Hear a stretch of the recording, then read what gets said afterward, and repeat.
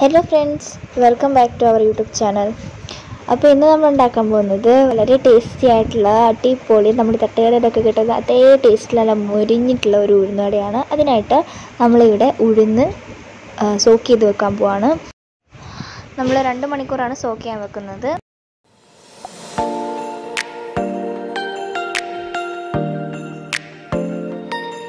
അപ്പോൾ നമ്മൾ ഉഴുന്ന് ഇവിടെ ഒരു വെള്ളമൊക്കെ നമ്മൾ മാറ്റി വെച്ചിട്ടുണ്ട്. ഇനി നമുക്കിതിൽ വേണ്ട ഇൻഗ്രീഡിയൻസ് സവാള, കറിവേപ്പില, പച്ചമുളക്, ഇഞ്ചി എന്നിവയാണ്.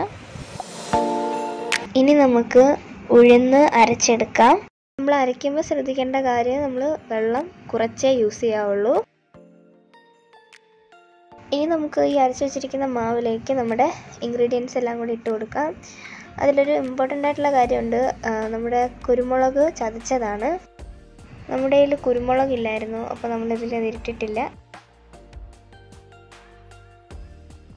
ഇനി നമ്മളിതിലേക്ക് ആവശ്യത്തിന് വേണ്ട ഉപ്പിട്ട് കൊടുക്കാം.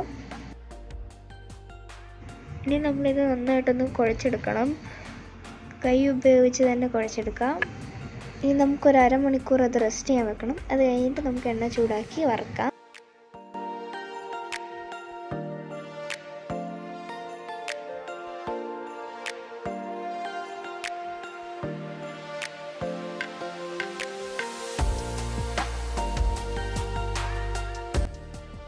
അപ്പം നമ്മുടെ അടിപൊളി ഉഴുന്നുവട ഇവിടെ റെഡി ആയിട്ടുണ്ട്. നമ്മുടെ ഈ വീഡിയോ എല്ലാവർക്കും ഇഷ്ടപ്പെട്ടെന്ന് വിശ്വസിക്കുന്നു. ഇഷ്ടപ്പെട്ടാൽ ലൈക്ക് ചെയ്യുക, നമ്മുടെ ചാനൽ ഇഷ്ടപ്പെട്ടാൽ സബ്സ്ക്രൈബ് ചെയ്യാൻ മറക്കരുത്, ഷെയർ ചെയ്യുക, കമൻറ്റ് ചെയ്യുക.